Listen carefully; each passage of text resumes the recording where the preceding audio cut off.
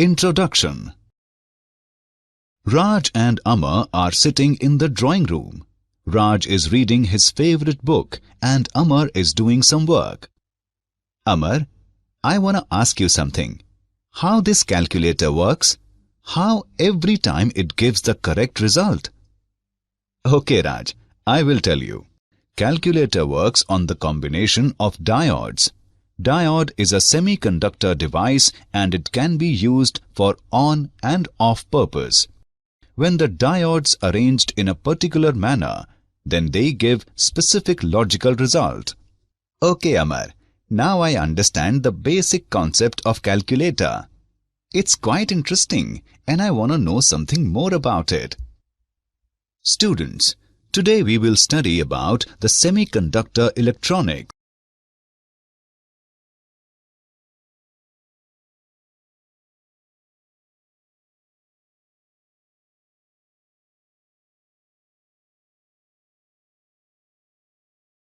Objectives. At the end of this lesson, you will be able to know about energy bands in solids, define insulators, semiconductors and metals, understand intrinsic and extrinsic semiconductor, define N-type and P-type semiconductor, understand P-N junction, describe semiconductor diode, analyze forward and reverse biased junction diode, analyze VI characteristic of PN junction diode, define rectifier, explain Zener Diode.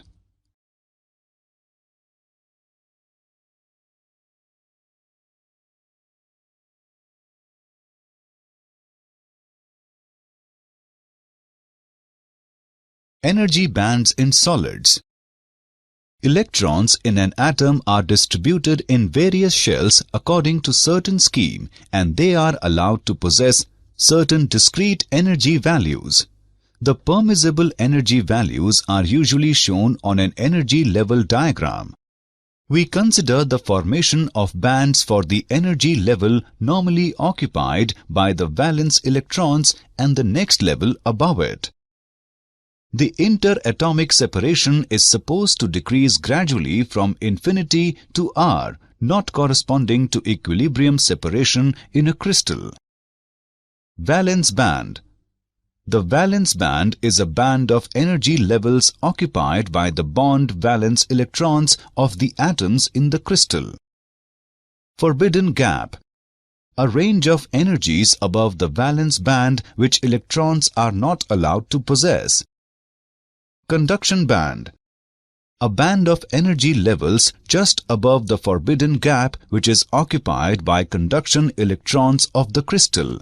These electrons are free to move about and increase their energies in electric field. Insulators, semiconductors and metals. On the basis of band theory of solids, the solids are classified as insulators, semiconductors and metals. Insulators. Valence band filled completely and conduction band is far away. A good example of this type of material is diamond. It has a forbidden gap of 6 electrovolt. All the valence electrons take part in the covalent bond formation and none is available for conduction of electricity. Semiconductors. Valence band filled completely and conduction band is close to it. An example of this type of material is silicon. It has a forbidden gap of 1.1 electrovolt. At absolute zero it behaves like an insulator. But at room temperature, a small proportion of electrons gain enough energy from thermal vibrations of atoms so that they move to the conduction band. The conductivity of semiconductor material increases with rise in temperature. Metals. Valence band partially filled or valence and conduction band overlap each other. An example of this type of material is sodium.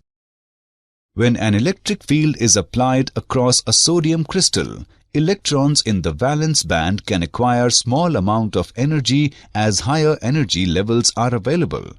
The material is, therefore, a good conductor of electricity. In a good conductor, the partially filled valence band is also the conduction band.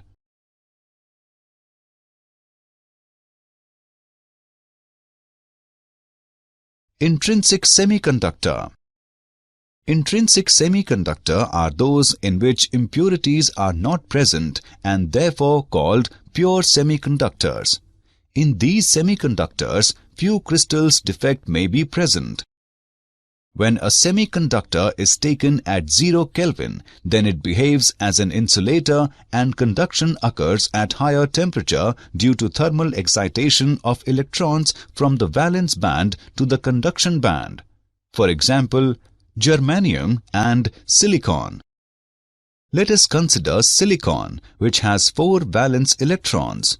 In order to gain stability, it has to make 4 covalent bonds. The electrons which are participating in the covalent bonds are known as valence electrons. If some energy is supplied, then covalent bonds break. Electrons will come out and move freely, resulting in the formation of vacant sites in the covalent bonds. These are known as positive charge carriers, named as holes. The number of conduction electrons will be equal to the number of vacant sites in the valence band.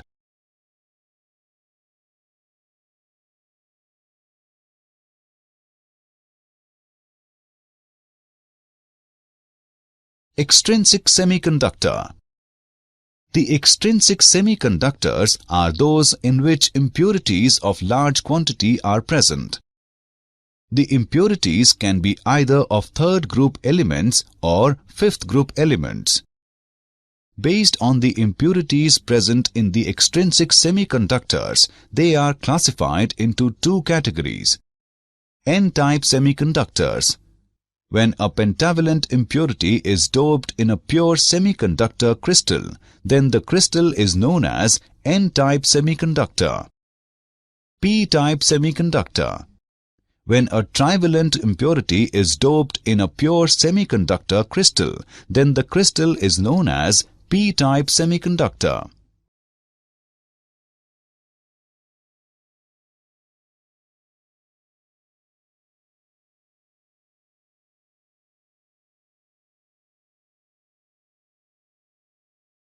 N-type semiconductor. N-type semiconductors. In order for silicon crystal to conduct electricity, we need to introduce an impurity atom such as arsenic, antimony, or phosphorus into the crystalline structure. These atoms have 5 outer electrons in their outermost covalent bond to share with other atoms and are commonly called pentavalent impurities.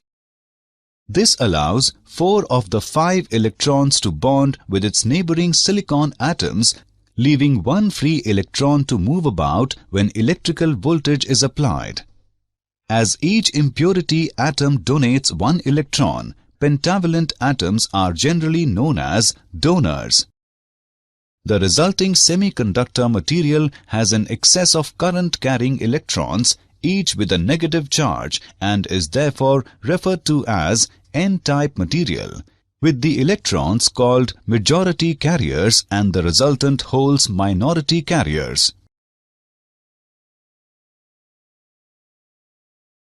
P-type semiconductor.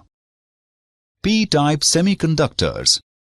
In P-type semiconductor, we introduce a trivalent impurity into the crystal structure, such as aluminium, boron, or indium. Only 3 valence electrons are available in the outermost covalent bond, means the 4th bond cannot be formed.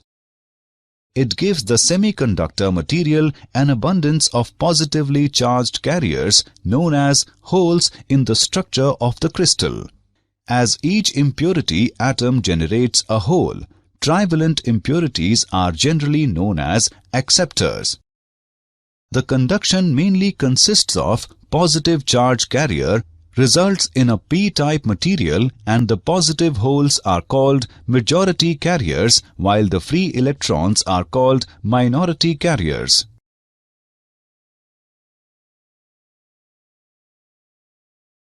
Example on semiconductors. Let's take an example on semiconductors. A semiconductor has equal electron-hole concentration of 6 into 10 raised to the power 8 per meter cube. On doping with a certain impurity, electron concentration increases to 8 into 10 raised to the power 12 per meter cube.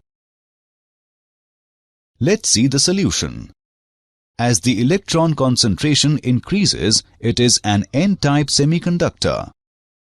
We know that Ni square is equal to product of Ne and Nh, where Ni is concentration of intrinsic carriers, Nh is hole concentration, and Ne is electron concentration. Therefore, Nh is equal to Ni square divided by Ne. On putting the values, we get Nh is equal to 4.5 into 10 raised to the power 4 per meter cube. Hence, the new hole concentration is 4.5 into 10 raised to the power 4 per meter cube. With the doping, energy gap decreases. P-N junction. If donor impurities are introduced into one side and acceptor impurities into the other side of a pure crystalline semiconducting material, a p-n junction is formed. The donor ion is indicated by a positive sign because after this impurity atom donates an electron. It becomes a positive ion. The acceptor ion is indicated by a minus sign because after this atom accepts an electron, it becomes a negative ion. Initially, there is abundance of holes in the p-type material and of electrons in the n-type material. The holes in the p region will diffuse to the right across the junction and combine with electrons in the n region. Similarly, the electrons in the n region will diffuse to the left across the junction and combine with the holes in the p region. For every such diffusion recombination event, the left side of the junction acquires a negative charge and the right side a positive charge. As a result, an electric field will appear across the junction. Since the region of the junction is depleted of mobile charges, it is called the depletion region or the space charge region. To diffuse from the n region to the p region, an electron must climb the energy hill of height eV0. A hole must also climb an energy hill of the same height to diffuse from the p region to the n region.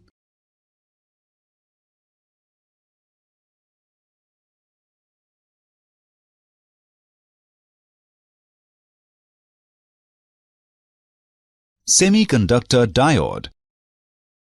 A semiconductor diode is basically a p-n junction with metallic contacts provided at the ends for the application of an external voltage. It is a two-terminal device. The arrowhead corresponds to the p-type terminal of the device and points in the direction of easy current flow.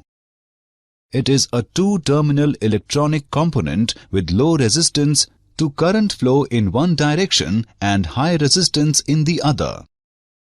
The most common function of a diode is to allow an electric current to pass in one direction, while blocking current in the opposite direction.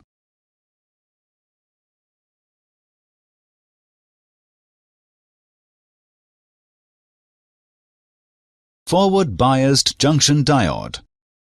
When a diode is connected in a forward bias condition, a negative voltage is applied to the n-type material and a positive voltage is applied to the p-type material. If this external voltage becomes greater than the value of the potential barrier's opposition will be overcome and current will start to flow. Forward biasing condition represents the low resistance path through the p-n junction, allowing very large currents to flow through the diode with only a small increase in bias voltage. The actual potential difference across the junction or diode is kept constant by the action of the depletion layer. The negative voltage pushes or repels electrons towards the junction, giving them the energy crossover, and combines with the holes being pushed in the opposite direction towards the junction by the positive voltage. The application of a forward biasing voltage on the junction diode results in the depletion layer becoming very thin and narrow, which represents a low impedance path through the junction, thereby allowing high currents to flow. The point at which this sudden increase in current takes place is represented on the static IV characteristics curve as the knee point.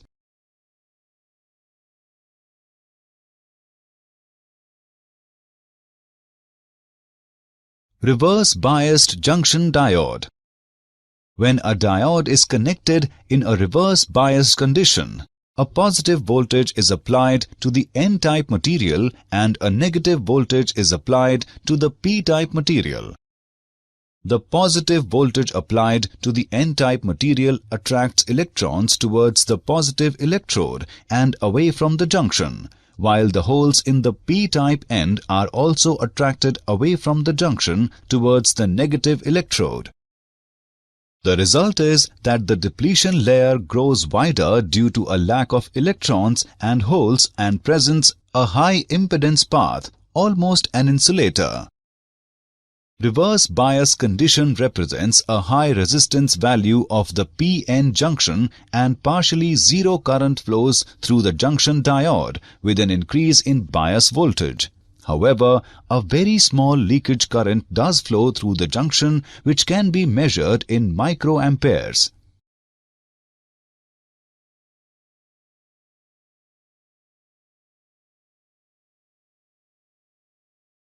PI characteristic of p-n junction diode. In forward bias, the current first increases very slowly till the voltage across the diode crosses a certain value.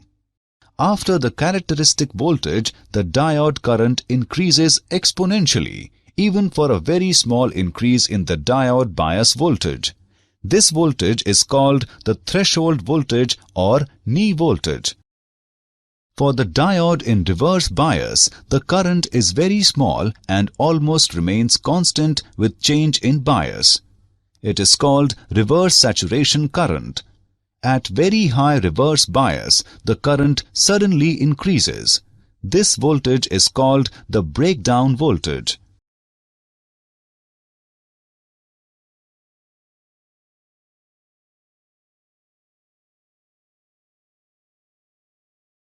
Rectifier. The process of conversion of alternating current into direct current is called rectification, and the circuit for this conversion is called a rectifier. The crystal diode is used as a rectifier. There are two rectifier circuits in use. Half-wave rectifier. In half-wave rectifier, either the positive or negative half of the AC wave is passed while the other half is blocked. Full-wave rectifier. A full-wave rectifier converts the whole of the input waveform to one of constant polarity at its output.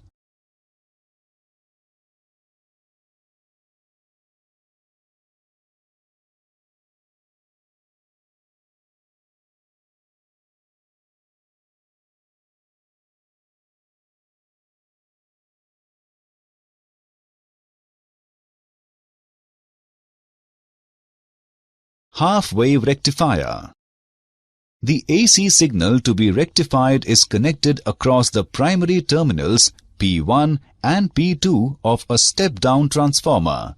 One of the secondary terminals S1 is connected to P region of junction diode, while the other secondary terminal S2 is connected to N region with a load resistance RL in series.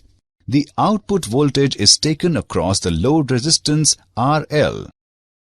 The AC input voltage across secondary terminals S1 and S2 changes polarity after each half cycle.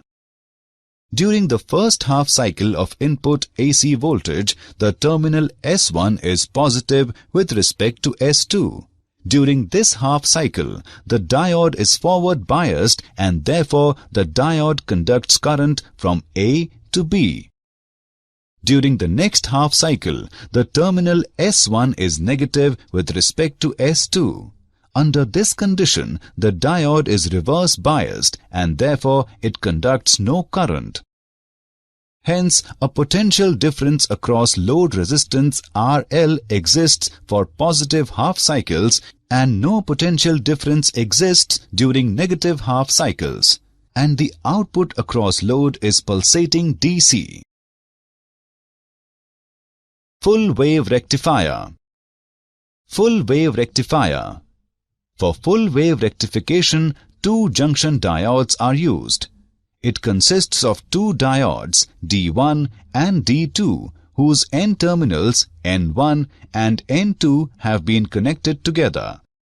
The AC signal to be rectified is connected across the primary terminals P1 and P2 of a power transformer. The P regions P1 and P2 of the diodes are connected to the ends S1 and S2 of the secondary of the transformer. The output taken across the load RL. The AC input voltage across secondary S1 and S2 changes polarity after each half cycle. During the first half cycle of input AC signal, the terminal S1 is positive and S2 is negative. Then, diode D1 is forward biased and diode D2 is reverse biased. Therefore, diode D1 conducts while diode D2 does not. The direction of current due to diode D1 is directed from A to B. In next half cycle, the terminal S1 is negative and S2 is positive. The diode D1 is reverse biased and diode D2 is forward biased. Therefore, diode D2 conducts while D1 does not. The direction of current due to diode D2 is from A to B. Thus, for input AC signal, the output current is a continuous series of unidirectional pulses.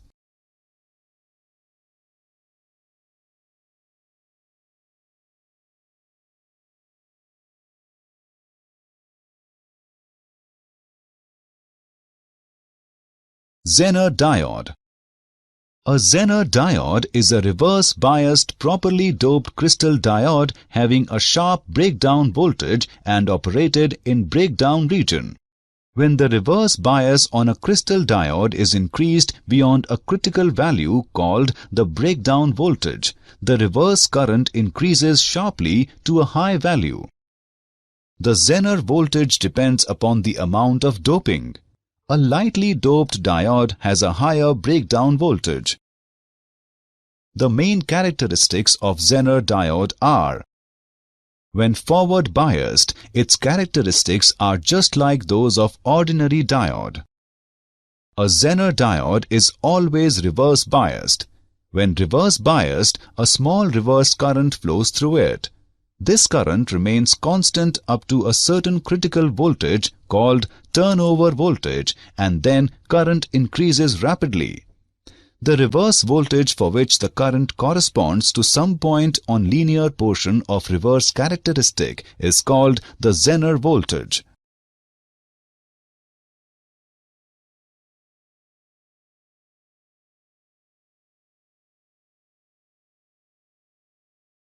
Did you know? Some materials are classified as semi-insulators. These have electrical conductivity nearer to that of electrical insulators. An example of a common semi-insulator is gallium arsenide. Silicon is the heart of any electronic device. Today, most semiconductor chips and transistors are created with silicon. The electronic areas of a chip are those treated with traces of chemicals such as boron and phosphorus, which alter the conductivity of silicon.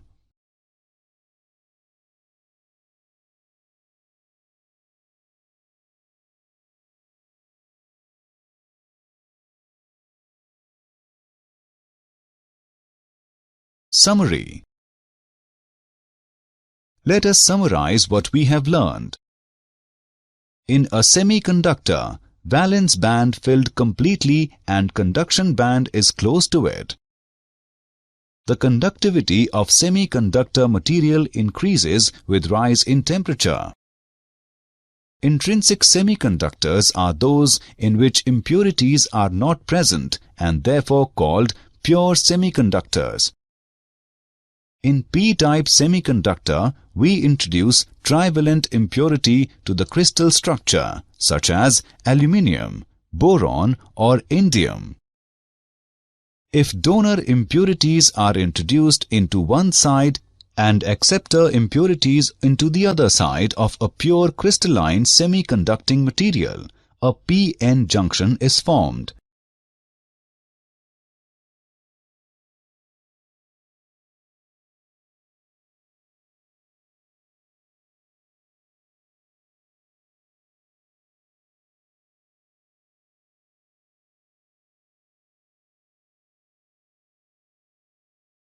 A semiconductor diode is basically a p-n junction with metallic contacts provided at the ends for the application of an external voltage. The process of conversion of alternating current into direct current is called rectification, and the circuit for this conversion is called a rectifier. A Zener diode is a reverse-biased, properly doped crystal diode having a sharp breakdown voltage and operated in breakdown region.